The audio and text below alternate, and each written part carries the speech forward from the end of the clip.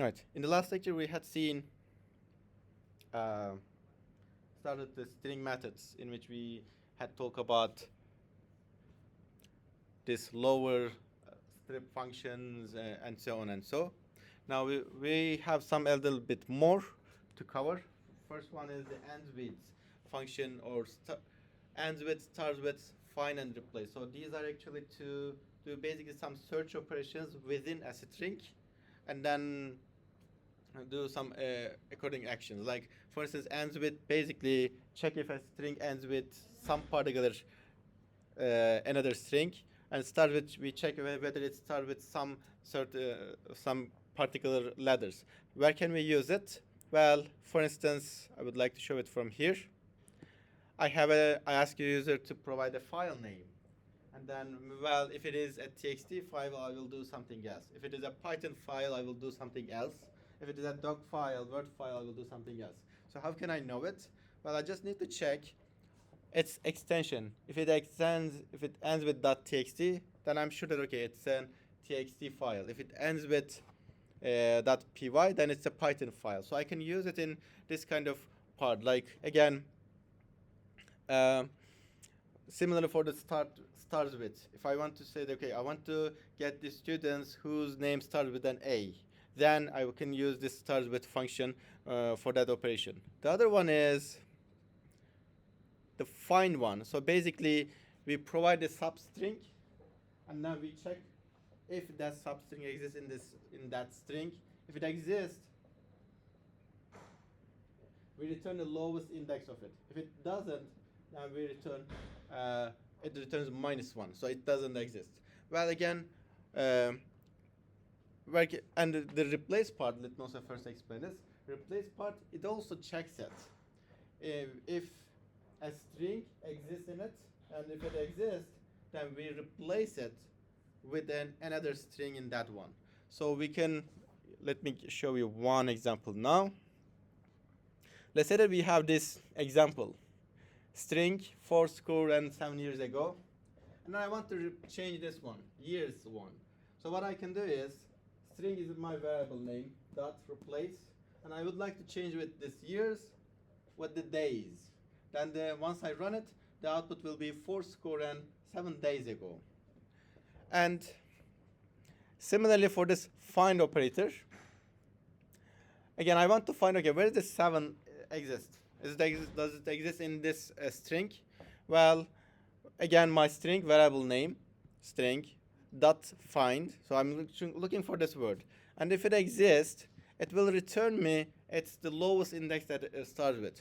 Let me copy paste this and then see. Let's look at this example. I will just make a copy paste here. And I need to fix the problems because of copy paste operation. Yes.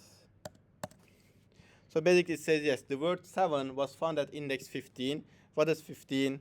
It's 0, 1, 2, 3, 4, 5, 6, 7, 8, 9, 10, 11, 12, 13, 14, and 15. So it starts at 15 index. So this is where we can find.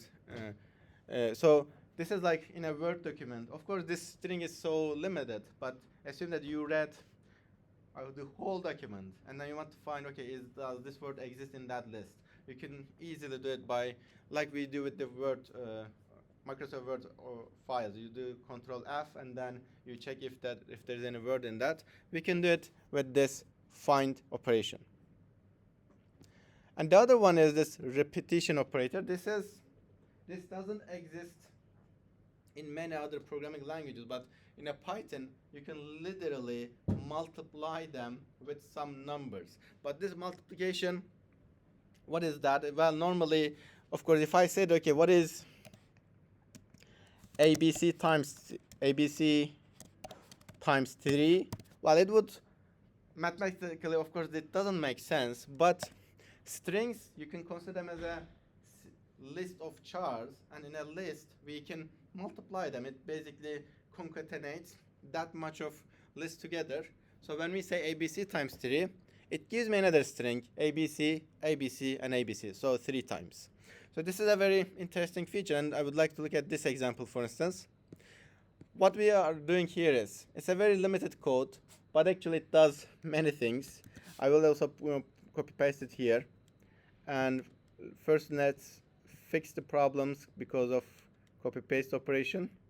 It doesn't copy those space characters. Now when I do it, now I will get this kind of a document. So what we are doing here is, in this for loop, by using this range operator, we create numbers from 1 to 10. 10 is not included. So we create in the first iteration only one z, and then z times 2, z times 3, z times 4, z times 5, z times 6, 7, 8, 9. So once we come here, we end up with this for loop. Then, well, again, just now going back from 8 to 0 by decreasing it because our increment is -1. Then we say, okay, 8 times z, 7 times z, 6 times z, and so on. So again, in short, what I want you to memorize is that in Python, you can literally multiply strings with numbers, and then it will act like what we see in lists. Any questions so far? Then let me continue with the split method. We had seen it before actually, but just in more detail. We want to, when we have a data, and we want to actually process some part of it, like maybe I want to count only the words. So I want to process it word by word. I have this 1, 2, 3, 4, and then I would like to process word by word. How can I do it?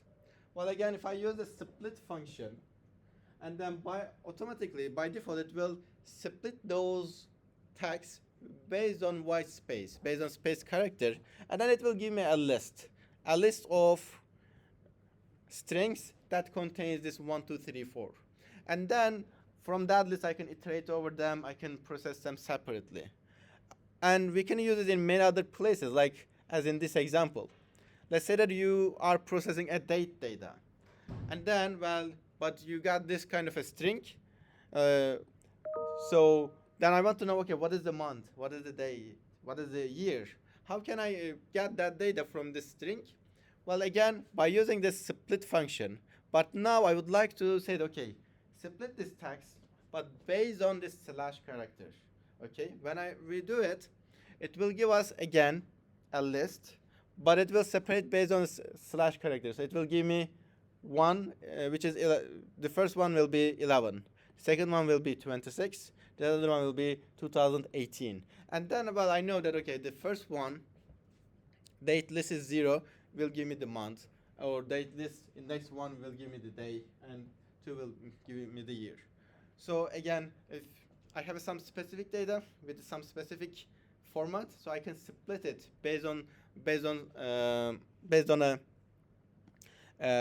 whatever used to delineate to separate those parts. And in natural language processing, we use this term tokens. What is a token? The smallest item unit that you are doing an application, that you are processing. Let's say you want to count how many words are they in this document. Then your token is words. You want to say, okay, I want to count how many sentences are they. Okay, then your token is sentences. So it's, if you are dealing with an CSV file, then your token is each cell value that keeps in the cell.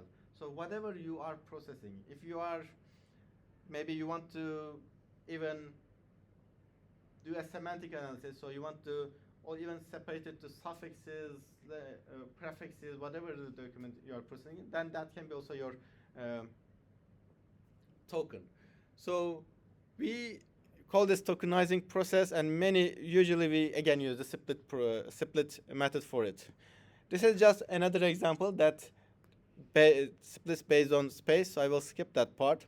But again, we can use it in many cases, like URL. So in a URL, maybe you want to know, okay, does it have an HTTP or HTTPS? Or what's its domain name? Because when you get a URL, it's a very long text, but you just want to get, okay, is this Qatar University's website or not? So I just need to get that domain.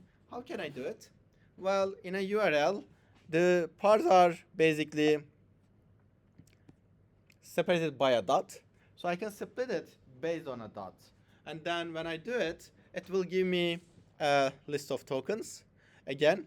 And it will give me, for this example, the first one will be www, second one will be example, the third one will be com. So that, and then I can use it. Well, you might say, okay, where will I use it? Well, if once I do that, I can check, okay, is it an education? If it was, it would end with edu.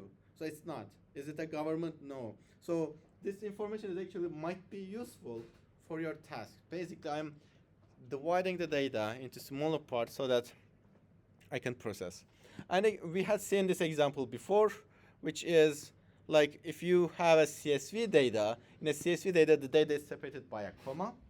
So I just want to process it separately, so I have to split it by a comma. So when I do this, then again I will get a list of strings in which I will get this 21, relay light control, and then Pajero, and then ng1 v45, 21, and 10.95. So in short, yeah, we can use the split function to divide, tokenize our strings, to divide them into smaller parts, smaller chunks, and then we can process them accordingly. Any questions so far? All right. This is the end of chapter 8. So we'll move to chapter 9 now.